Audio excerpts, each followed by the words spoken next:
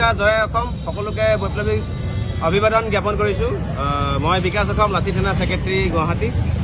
এজন ভুক্তভোগী হয় কি নাম তোৰ? মুক্তাৰ আলী। মুক্তাৰ আলী তেখেত এজন পেছাগতভাৱে মিস্ত্ৰী হয়। এজন বিহাৰী আণ্ডাৰত তেওঁ কাম কৰিছিলে, প্ৰায় 2.5 লাখ টকা পাবলৈ আছে। 4 মাহ দিন ধৰি চুচৰাই আছিলে।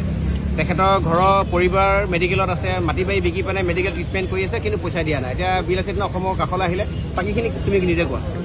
আহিলোঁ, দাদাহঁতৰ ওচৰত আহিলোঁ। অহাৰ পিছত মই মোৰ কথাখিনি ক'লোঁ। তাৰপিছত কোৱাৰ পিছত মোক পইচাটো ওলাই দিলে আজি। কথাটো হ'ল, তেখেতক যিজন বিহাৰে পইচা দিবলৈ আছিলে অলপ পলাই মেলি ফুৰিছিলে।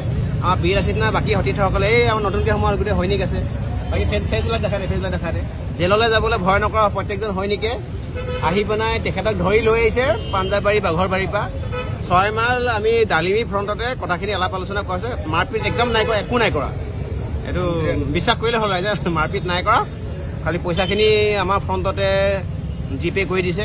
ইয়াৰ পৰা এটা কথা, অসমীয়া খিলঞ্জীয়াক ঠগি থকা প্ৰত্যেকজন ব্যক্তিক সকীয়াই দিছোঁ যে অসমীয়াৰ ওপৰত যদি কিবা দাদাগিৰি কৰে, এনেকুৱাকৈ যদি আপোনাৰ বৰম এটা দেখায়, যদি ঠগি থাকে, বিল আছে তেনে অসমে কেতিয়াও কোনো কাৰণত আপোনালোকলৈ ভয় নকৰে।